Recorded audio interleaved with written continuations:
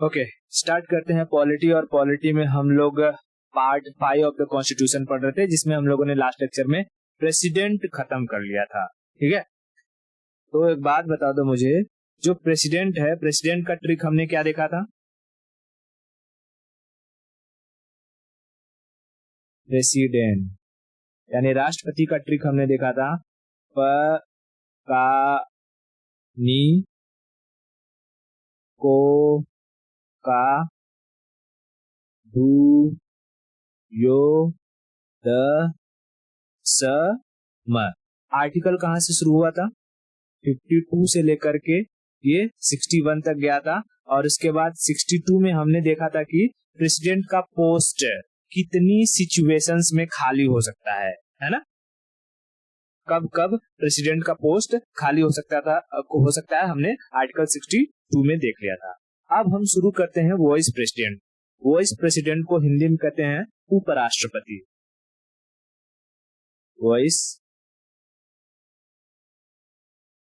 President Hindi में क्या कहेंगे इसे?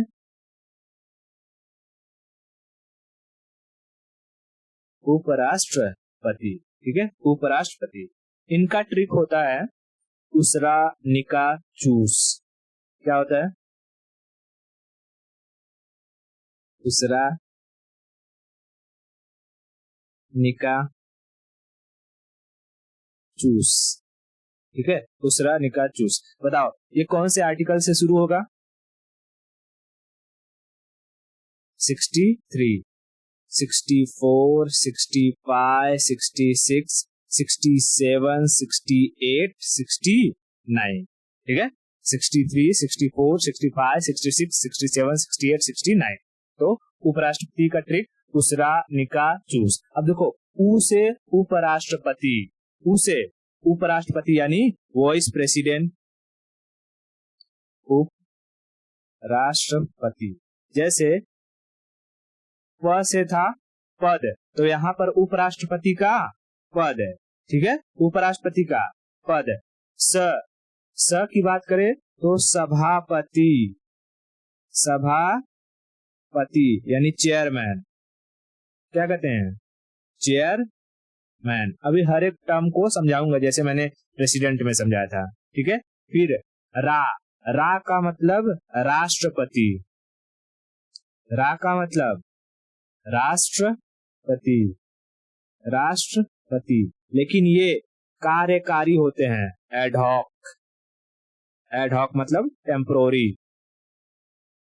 टेम्पोररी। ठीक है, टेम्पोररी राष्ट्रपति, टेम्पोररी। नी का मतलब निर्वाचन। नी का मतलब क्या हुआ? निर्वाचन। अच्छा, निर्वाचन को इलेक्शन कहते हैं या सिलेक्शन? इलेक्शन। ठीक है, इलेक्शन, इलेक्शन, इलेक्शन। उसके बाद का से कार्यकाल है। का से क्या हो जाएगा? कार्यकाल, कार्यकाल। ठीक है, कार्यकाल, कार्यकाल। ठीक है, कार्यकाल। और चू से चुनाव का समय। चू से चुनाव का समय, चुनाव का समय। और स से शपथ, शपथ यानी ओथ। जितने भी टर्मिनोलॉजी हैं पहले उनका मतलब समझ में आ गया। ऊ से उपराष्ट्रपति का पोस्ट, पद। स से सभापति, सभापति यानी चेयरमैन। रा से राष्ट्रपति, लेकिन वो एडहॉक टेम्परेरी राष्ट्रपति, जो हमने आर्टिकल 62 में देखा था कि जब राष्ट्रपति का पोस्ट जिस कंडीशन में खाली हो जाएगा, यहाँ से राष्ट्रपति के पोस्ट पर कौन बैठेगा? उपराष्ट्रपति। तो ये किस आर्टिकल के तहत? 65 के तहत जाता है। ठीक है, 65 के तहत। ओके, उसके बाद नी से निर्वाचन, निर्वाचन यानी इलेक्शन। का से कार्यकाल, चू से चुनाव का समय। और स से शपथ, स से शपथ। कितना क्लियर हुआ? ओके, बहुत बढ़िया। चलो अब हम समझते हैं एक एक टर्मिनोलॉजी को। अगर हम कहेंगे कि बताओ उपराष्ट्रपति का पोस्ट यानी आर्टिकल 63, आर्टिकल 63 में उपराष्ट्रपति का पोस्ट कहां से लाया गया है? तो ये लाया गया है यूएसए से। कहां से लाया गया है? यूएसए यानी अमेरिका के संविधान से लाया गया है। प्रेसिडेंट का पोस्ट कहां से लाया गया था? यूके से, है ना, यूके से। और उपराष्ट्रपति का पोस्ट यूएसए से लाया गया है, यूएसए से लाया गया है। तो आर्टिकल 63 में किसकी बात कर रहा है? उपराष्ट्रपति के पोस्ट की बात करता है। इसे कहां से लाया गया है? यूएसए के संविधान से लाया गया है। उसके बाद 64 में कहता है सभापति। 64 में कहता है सभापति यानी चेयरमैन। मैं इंग्लिश में लिखता हूं चेयरमैन। अब देखो, हमारे देश में जो पार्लियामेंट है, पार्लियामेंट में 2 सदन, लोकसभा, राज्यसभा, ठीक है। इस पार्लियामेंट को अपने स्कूल की तरह समझो। किसकी तरह? स्कूल की तरह। स्कूल में भी कई सारे क्लासरूम होते हैं, वैसे इस पार्लियामेंट में 2 क्लासरूम, एक को हम लोकसभा कहते हैं, एक को राज्यसभा कहते हैं। लोकसभा में कुल 545 मेंबर और राज्यसभा में कुल 245 मेंबर, ठीक है, ओके। अब समझो, हमारे हर एक स्कूल में, मतलब कि स्कूल के हर एक क्लास में एक मॉनिटर होता है जो टीचर के अब्सेंस में क्या करता है? क्लास की देखरेख करता है ना। तो वैसे ही इस लोकसभा में जो मॉनिटर होता है उसे हम स्पीकर कहते हैं, अध्यक्ष, ठीक है, अध्यक्ष। लेकिन जो राज्यसभा में मॉनिटर होता है उसे हम चेयरमैन कहते हैं, चेयरमैन। और राज्यसभा का चेयरमैन हमारा उपराष्ट्रपति यानी वॉइस प्रेसिडेंट ही होता है। कौन होता है? Vice president, vice president, vice president. बताओ, वॉइस प्रेसिडेंट लोकसभा का हेड होता है या राज्यसभा का? राज्यसभा का, ठीक है, राज्यसभा का, राज्यसभा का। अब जैसे कभी कभी क्लास में 2 मॉनिटर चूज कर लिए जाते थे कि अगर एक मॉनिटर न रहे तो दूसरा मॉनिटर देखेगा, तो इसी राज्यसभा के जो सदस्य होते हैं उन्हीं में से एक को डेप्यूटी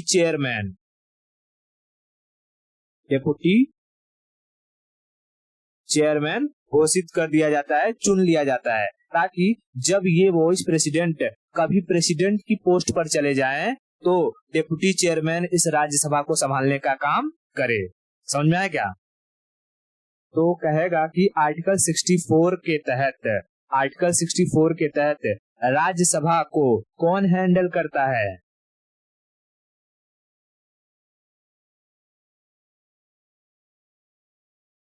वॉइस प्रेसिडेंट, उपराष्ट्रपति। वॉइस प्रेसिडेंट राज्यसभा को हैंडल करता है। वॉइस प्रेसिडेंट ही राज्यसभा का क्या होता है? चेयरमैन होता है। जैसे अभी के हमारे जो वॉइस प्रेसिडेंट है वो कौन है? जगदीप धनखड़, है ना। अभी के हमारे वॉइस प्रेसिडेंट कौन है? Jagdeep Dhankhar, vice president of India. तो बताओ, जगदीप धनखड़ लोकसभा में बैठेंगे या राज्यसभा में बैठेंगे?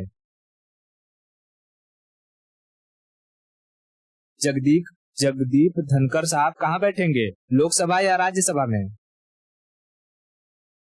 राज्यसभा, ठीक है, राज्यसभा। इनकी कुर्सी लगी रहती है राज्यसभा में बैठ करके। यहाँ जितने भी सारे लोग हैं उनको क्या करेंगे? अपना बात कहने की आजादी देंगे। जो लोग बात कह लेंगे उन्हें बैठाएंगे, यानी एक तरीके से क्लास में हल्ला गुल्ला होने से बचाएंगे, है ना। नहीं तो नेता लोग सब क्या करता है? मारी मारा करता है क्लास में, कि नहीं करता है? हाँ, बहुत मारी मारा करते हैं, एकदम मुर्दाबाद मुर्दाबाद। तो इन सबको चुप कराने का काम कौन करेगा? जगदीप धनखड़ साहब। हमारे जो इनके पहले मतलब फॉर्मर वॉइस प्रेसिडेंट थे वो कौन थे? वेंकैया नायडू, है ना। बहुत मस्त आदमी थे, तो डांट वाट के बैठा देते थे सबको। वेंकैया नायडू, अगर कोई ज्यादा नौटंकी करता था कुछ टाइम के लिए राज्यसभा का जो सेशन होता था उसी को रद्द कर देते थे। समझ में आ रहा है? हाँ, तो ये फॉर्मर जो, अगर इनका परफॉर्मेंस देखेंगे तो इनके टाइम पीरियड में राज्यसभा का डिबेट सुनने में मजा आता था। इनका देखना, हंसते हंसते पागल हो जाएगा इंसान। क्योंकि कुछ कुछ ऐसे ऐसे लोग मतलब खड़े हो जाते थे सवाल पूछने के लिए। या अभी मैं आगे जब लोकसभा राज्यसभा समझाऊंगा तो उसमें बताऊंगा क्वेश्चन आवर क्या होता है, स्टार्ट क्वेश्चन क्या होते हैं, अनस्टार्ट क्वेश्चन क्या होते हैं, जीरो आवर क्या होता है, कब सारे के सारे जो मंत्री या ये होते हैं सांसद होते हैं ये लोग आपस में लड़ाई करते हैं, एक दूसरे को ऊपर जो है माइक चला के फेंक देते हैं। ठीक है, वो सारा सिचुएशन हम लोग जब लोकसभा राज्यसभा पढ़ेंगे तब उसमें देखेंगे। तो इतनी बात क्लियर हुई कि जो हमारे वॉइस प्रेसिडेंट होते हैं वो लोकसभा को संभालते हैं या राज्यसभा को? राज्यसभा को। ठीक है, राज्यसभा को। अब देखो ये जो वॉइस प्रेसिडेंट है ना, यहाँ पर एक क्वेश्चन पूछता है कि वॉइस प्रेसिडेंट को जो सैलरी दी जाती है वो उनके वॉइस प्रेसिडेंट के पोस्ट के लिए दी जाती है या चेयरमैन के पोस्ट के लिए दी जाती है? क्या लगता है? नहीं, वॉइस प्रेसिडेंट सिर्फ नाम का है, उनको जो सैलरी मिलती है वो चेयरमैन के हक से मिलती है। क्योंकि चेयरमैन कहाँ बैठ के काम करते रहता है? यहाँ राज्यसभा में। राज्यसभा में बैठ के वो लोगों को बात सुनता, लोगों की बात सुनता है, उन्हें बैठाता है, समझाता है, लड़ाई करने से बचाता है। यानी सारा का सारा काम वो राज्यसभा में बैठ के करते हैं, इसलिए उनको जो सैलरी मिलती है वो चेयरमैन होने के नाते मिलती है, ना कि वॉइस प्रेसिडेंट होने के नाते। समझ में आया? तो ये बात ध्यान में रखना है, कई बार पूछते हैं अगर कभी इंटरव्यू पैनल हो। हाँ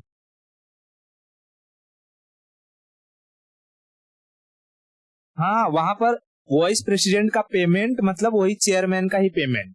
अगर कोई पूछेगा कि वॉइस प्रेसिडेंट का कितना पेमेंट है तो भैया वो जो चेयरमैन का ही पेमेंट वही, क्योंकि वॉइस प्रेसिडेंट और चेयरमैन दोनों एक ही रहता है, बस खाली पोस्ट अलग है। यहाँ पर वॉइस प्रेसिडेंट का पोस्ट क्यों दिया गया है कि जब कभी प्रेसिडेंट खाली हो जाए तब वो वॉइस प्रेसिडेंट जाकर के वहां बैठ जाए।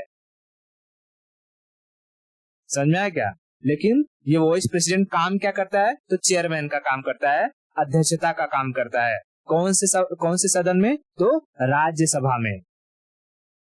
समझ में आया इतना? ओके, बहुत बढ़िया। तो हमने आर्टिकल 64 देख लिया। अब आर्टिकल 65 में चलेंगे। आर्टिकल 65 में क्या कहता है?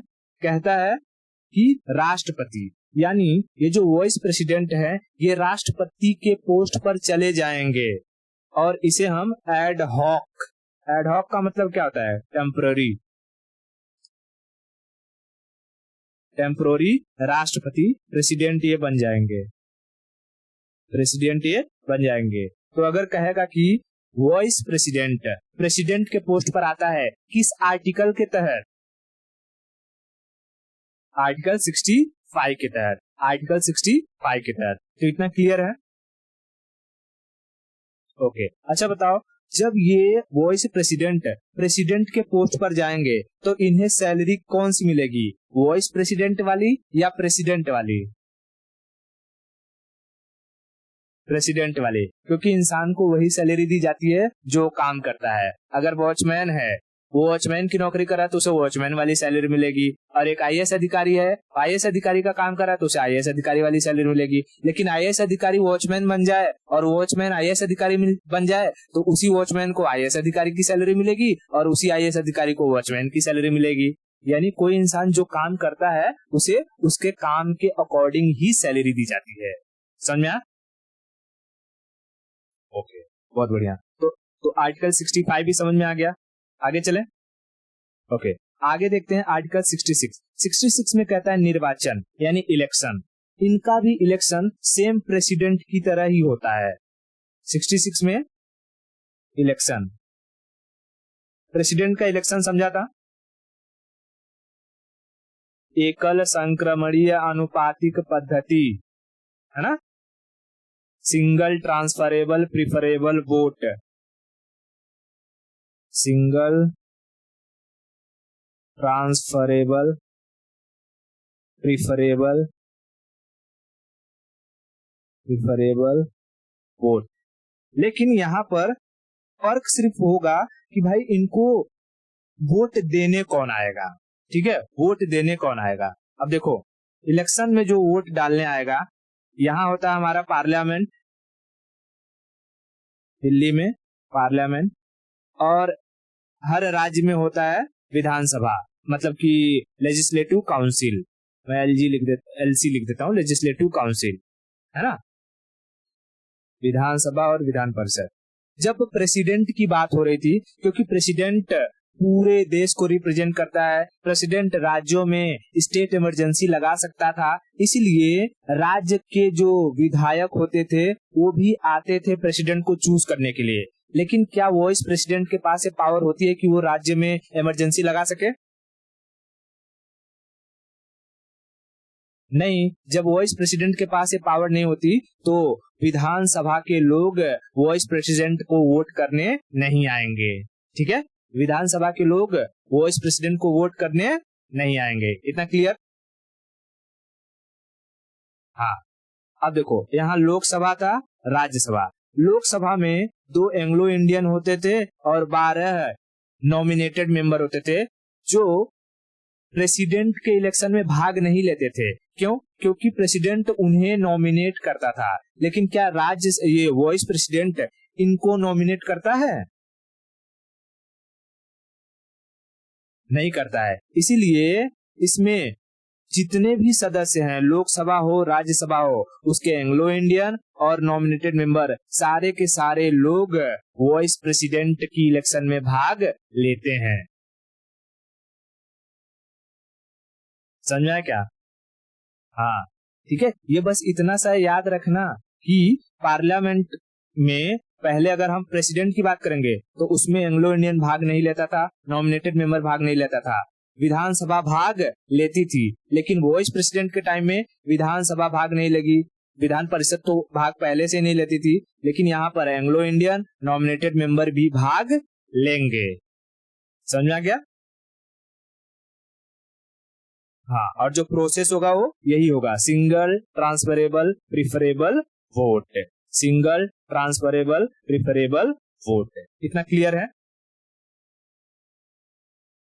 ओके, तो देखो, ये जो प्रोसेस मैंने अभी बताया, ये प्रोसेस सेम होता है प्रेसिडेंट को इम्पीच करते टाइम, प्रेसिडेंट को इम्पीच करते टाइम, क्योंकि प्रेसिडेंट के इम्पीचमेंट में विधानसभा भाग नहीं लेती थी, यहाँ पर पार्लियामेंट पूरा का पूरा भाग लेता था। तो हम ये कह सकते हैं कि प्रेसिडेंट का इम्पीचमेंट का प्रोसेस इक्वल है उपराष्ट्रपति यानी वॉइस प्रेसिडेंट के इलेक्शन के प्रोसेस के। देखो, मैं यहाँ लिखता हूं पहले, प्रेसिडेंट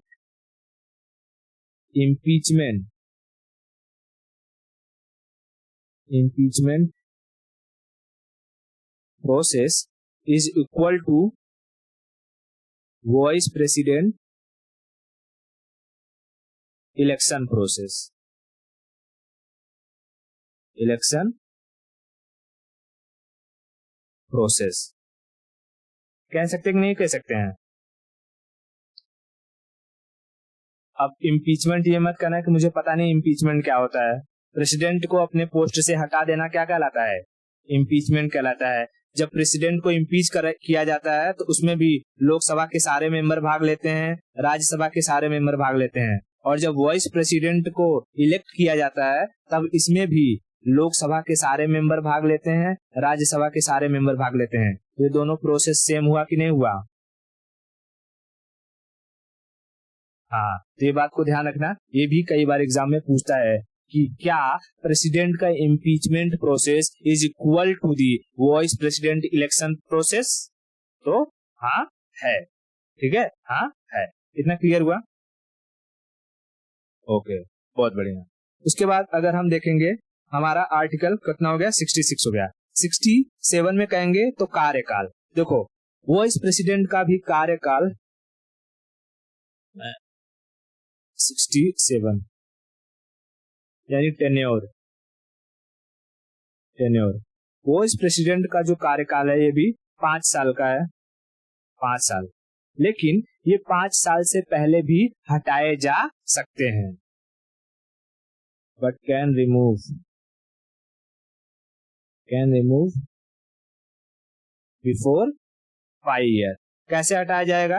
तो वही इम्पीचमेंट वाला जो प्रोसेस है प्रेसिडेंट पर लगता है, सेम प्रोसेस इन पर भी लगेगा, सेम प्रोसेस इन पर भी लगेगा। लेकिन एक बात बताओ, मैं क्या कह रहा हूं, समझ में आ रहा है क्या? हाँ, इनको जब रिमूव किया जाएगा और इम्पीचमेंट का प्रोसेस लगाया जाएगा तो क्या इनके लिए इम्पीचमेंट वर्ड का यूज किया जाएगा? नहीं, इनके लिए जो वर्ड यूज होगा, वर्ड उसे कहेंगे पार्लियामेंट्री प्रोसीडिंग्स। पार्लियामेंट्री प्रोसीडिंग, ठीक है, पार्लियामेंट्री प्रोसीडिंग, पार्लियामेंट्री प्रोसीडिंग। अच्छा, ये क्या होगी पार्लियामेंट्री प्रोसीडिंग? पार्लियामेंट्री प्रोसीडिंग तो देखो, क्योंकि ये जो हमारे चेयरमैन होते हैं ये किस सदन से बिलोंग करते हैं, लोकसभा या राज्यसभा से? राज्यसभा से। तो अगर कोई भी गड़बड़ होगा तो सबसे पहले राज्यसभा वाले को पता चलेगा, है ना, सबसे पहले राज्यसभा वाले को पता चलेगा। तो याद रखना, वॉइस प्रेसिडेंट का जो इम्पीचमेंट प्रोसेस, अब मैं इम्पीचमेंट बोलूंगा तो ये समझाने के लिए कि क्या चल रहा है, लेकिन यहाँ वर्ड इम्पीचमेंट यूज नहीं होगा, ये दिमाग में बैठा के रखना, ठीक है। हाँ, जो भी वॉइस प्रेसिडेंट का इम्पीचमेंट होगा वो स्टार्ट कहां से होगा? स्टार्ट फ्रॉम राज्यसभा ओनली, ठीक है। क्या वॉइस प्रेसिडेंट का इम्पीचमेंट लोकसभा से स्टार्ट हो सकता है? नहीं हो सकता है, लेकिन प्रेसिडेंट का हो सकता था। प्रेसिडेंट का किधर से भी हो सकता था, चाहे लोकसभा से चाहे राज्यसभा से, जिधर से मन करो कर सकते थे। लेकिन याद रखना, वॉइस प्रेसिडेंट का सिर्फ और सिर्फ राज्यसभा से स्टार्ट होगा। बताओ, स्टार्ट करने के लिए कितने मेंबर का राजी होना जरूरी है?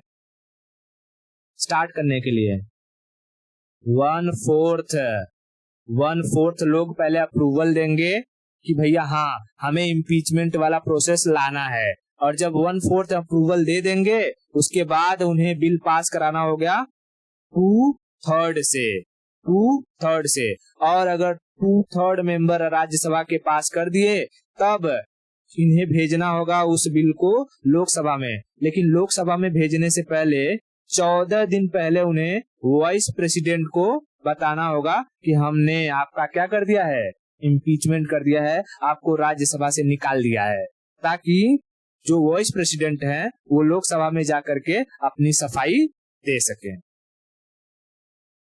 समझा? तो अगर वॉइस प्रेसिडेंट लोकसभा में जाएंगे और लोकसभा के लोग उनकी बात मान करके अगर इस बिल को पास नहीं किए तो इम्पीचमेंट का प्रोसेस हट जाएगा। लेकिन लोकसभा भी अगर 2/3 से पास कर देती है बिल को तो वॉइस प्रेसिडेंट को उनके पोस्ट से हटा दिया जाएगा। समझ में आ गया ये? तो इसमें वॉइस प्रेसिडेंट को हटाने का पूरा प्रोसेस क्लियर है, कोई दिक्कत? बताओ, इम्पीचमेंट स्टार्ट करने के लिए कितने लोगों की अप्रूवल चाहिए रहेगी? 1/4 अप्रूवल, ठीक है, अप्रूवल, ठीक है, अप्रूवल चाहिए रहती है 1/4। और वोटिंग कितने लोगों की चाहिए? 2/3। इतना क्लियर हो गया आर्टिकल 67? बहुत बढ़िया। आगे देखते हैं आर्टिकल 68 क्या कहता है। कहता है चुनाव का समय। जैसे हमने देखा था कि प्रेसिडेंट अगर अपने पोस्ट पर नहीं है तो उनका चुनाव अधिक से अधिक कितने दिनों में करवा लेना है? हाँ, 6 महीने के अंदर ही प्रेसिडेंट का चुनाव करवा लेना है। लेकिन यहाँ पर वॉइस प्रेसिडेंट के लिए ऐसी कोई बाउंडेशन नहीं है। उसमें लिखा हुआ है कि यथाशीघ्र, यानी एज सुन एज पॉसिबल, ठीक है, एज सुन एज पॉसिबल। जैसे 6 महीने में हो गया तो ठीक है, 1 महीने में हो गया तो भी ठीक है, 1 साल लग गया तो भी ठीक है, लेकिन जितना जल्दी हो सके उतना जल्दी चुनाव करवा लेना है। तो election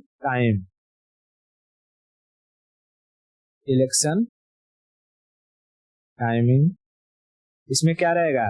as soon as possible, as soon as possible, यथा शीघ्र, ठीक है, यथा शीघ्र, जितना जल्दी से जल्दी हो सके वाइस प्रेसिडेंट का क्या करवा लो, इलेक्शन करवा लो। क्योंकि वाइस प्रेसिडेंट का पोस्ट एक बार खाली रह सकता है, लेकिन प्रेसिडेंट का पोस्ट खाली नहीं रह सकता था। ठीक है, इसीलिए प्रेसिडेंट में बाउंडेशन है कि तुम्हें 6 महीने के अंदर ही अंदर प्रेसिडेंट का इलेक्शन करवाना ही है। ठीक है, ओके। उसके बाद हम देखते हैं लास्ट आर्टिकल है 69। तो 69 में क्या है, शपथ, ओथ। वाइस प्रेसिडेंट को ओथ दिलवाने का काम है प्रेसिडेंट का। लेकिन अगर प्रेसिडेंट नहीं है, जैसे बीमार हो गए या कुछ हो गए, तो भाई देखो प्रेसिडेंट नहीं रहेंगे तो पोस्ट पर वाइस प्रेसिडेंट को ही बैठना पड़ेगा, है कि नहीं। हाँ, तो अगर इन केस कभी प्रेसिडेंट नहीं है और उसी वक्त वाइस प्रेसिडेंट का भी इलेक्शन हमें चल रहा है और इलेक्ट होकर के आ गए, ओथ दिलवाना है, तब उस वक्त सुप्रीम कोर्ट के जो सीनियर जज होंगे वो क्या दिलवा देंगे, ओथ दिलवा देंगे। इतना क्लियर है।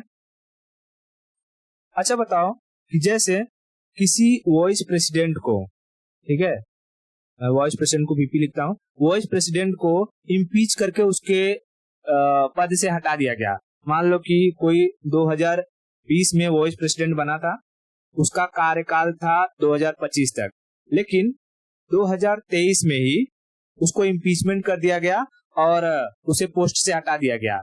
तो 2023 में जो नया वाइस प्रेसिडेंट आएगा वो इस 2 साल के लिए आएगा या यहाँ से 5 साल के लिए आएगा,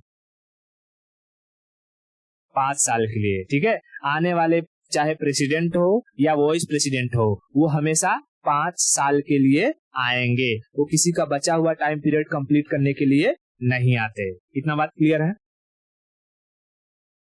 ओके, बहुत बढ़िया। ठीक है, बहुत बढ़िया। अच्छा, अब जैसे कि कोई वाइस प्रेसिडेंट का जो इलेक्शन रहेगा, लड़ेगा, उसके लिए कुछ शर्तें और कंडीशन भी होनी चाहिए कि नहीं होनी चाहिए,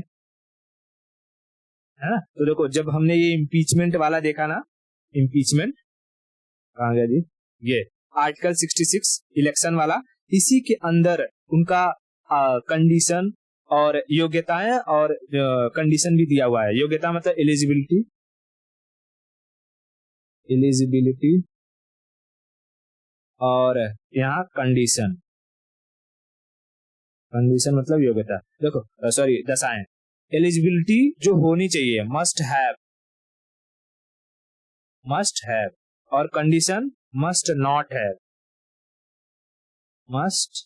नॉट हैव, ये नहीं होनी चाहिए। जैसे एलिजिबिलिटी में हम बात करेंगे तो वो इंसान पहले तो भारत का नागरिक होना चाहिए, इंडियन सिटीजन। उसकी जो एज है, एज कितना होनी चाहिए, तो कम से कम कितना होनी चाहिए, 35 साल। ठीक है, 35 साल। अब कोई इंसान वाइस प्रेसिडेंट बनेगा या नहीं बनेगा, उसके लिए इसकी जो सांसद होंगे, सांसदों से पकड़ होनी चाहिए या विधायकों से पकड़ होनी चाहिए। तो वहां देखो, प्रेसिडेंट के टाइम में 50 अप्रूवर और 50 प्रपोजर थे, यहाँ पर 20 अप्रूवर और 20 प्रपोजर चाहिए रहेंगे। समझ में आया क्या। कम से कम 20 लोग विधानसभा, लोकसभा या राज्यसभा से आकर के कहें ये इंसान वाइस प्रेसिडेंट के लिए खड़ा होना चाहिए, और 20 लोग, दूसरे 20 लोग उसे क्या करने चाहिए, अप्रूव करने चाहिए। ठीक है, यहाँ मैं लिखता हूं प्रपोजर और अप्रूवल, 20 प्रपोजर और 20 अप्रूवर। ठीक है, 20 लोग प्रपोज करेंगे और 20 लोग अप्रूव करेंगे। समझ में आ गया। ओके, उसके बाद यहाँ पर भी पूछ देगा कि अच्छा उसे सिक्योरिटी मनी कितनी रखनी होगी आरबीआई के पास, तो 15,000 सिक्योरिटी मनी। बताओ सिक्योरिटी मनी डूब ना जाए, इसके लिए इसे कम से कम कितना वोट पाना रहता है। अबे वोट कितना पाना रहता है, 20 वोट पाना रहेगा। प्रेसिडेंट क्या बोल रहे, तो क्वेश्चन नहीं समझ में आ रहा है। जैसे प्रेसिडेंट जब प्रेसिडेंशियल पोस्ट पर कोई खड़ा होता था लड़ने के लिए, तो उसका सिक्योरिटी मनी जब्त ना हो जाए तो उसे कम से कम कितना वोट चाहिए रहता था, सिक्योरिटी मनी जब्त ना हो जाए। मैंने बताया था ना, सिक्योरिटी मनी जब्त हो जाना कोई बड़ी बात नहीं है, मतलब लेकिन उसके मान सम्मान की बात हो जाएगी। भाई कम से कम तुम्हें इतना भी वोट नहीं मिला कि तुम्हारा 15,000 रुपया तुम छुड़ा सको।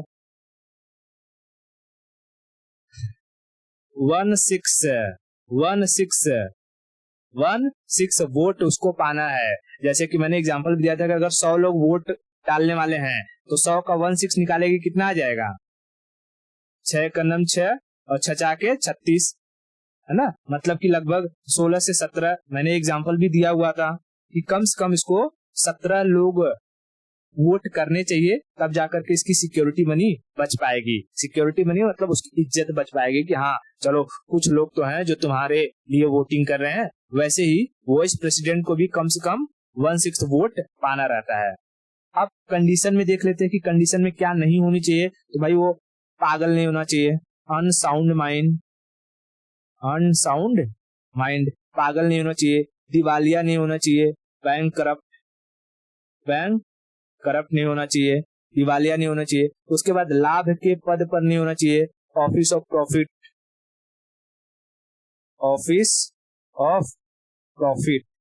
नहीं होना चाहिए। बताओ, ऑफिस ऑफ प्रॉफिट क्या मिनिस्टर, एमएलए, एमपी ये सब ऑफिस ऑफ प्रॉफिट का पोस्ट है?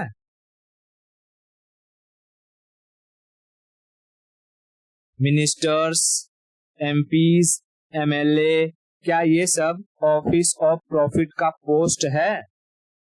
नहीं, ये सब ऑफिस ऑफ प्रॉफिट का पोस्ट नहीं है। लेकिन कोई अगर गवर्नमेंट ऑफिसर है, ठीक है, चाहे गवर्नमेंट स्कूल टीचर हो, ठीक है, डॉक्टर हो, या कोई तुम्हारा जो है ऑफिसर हो, ये सारे के सारे क्या है? ऑफिस ऑफ प्रॉफिट है। तो अगर ये लोग इलेक्शन लड़ना चाहते हैं वाइस प्रेसिडेंट का, तो पहले इन्हें रेजिग्नेशन देना होगा, तब जाकर के वो इलेक्शन लड़ सकते हैं। लेकिन अगर ये लोग इलेक्शन लड़ना चाहते हैं तो ये बिना रेजिग्नेशन दिए ही इलेक्शन लड़ सकते हैं, और इलेक्शन देने के बाद ये क्या कर सकते हैं? रेजिग्नेशन दे सकते हैं। ठीक है, इतना चीज क्लियर हुआ? आर्टिकल 69 तक क्लियर? ओके। अब देखो आर्टिकल 70 में क्या कहता है। आर्टिकल 70 में कहता है कि कुछ ऐसी सिचुएशन है, ठीक है, मैं एक बार फिर से यहां लिखता हूं। ये बताओ, प्रेसिडेंट का ट्रिक क्या है? पकानी कोका दुयो दसम। ये आर्टिकल में आया था 61 तक, ये शुरू हुआ था 52 से, और इसके बाद आता है 62 में 5 कंडीशन दिया हुआ है जब प्रेसिडेंट का पोस्ट खाली हो सकता है ना? कौन कौन से कंडीशन है? पहला बोलो, टेन्योर खत्म हो जाए, डेथ हो जाए, रेजिग्नेशन दे दे,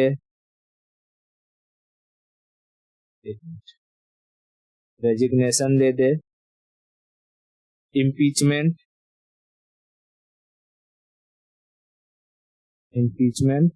और रॉन्ग इलेक्शन।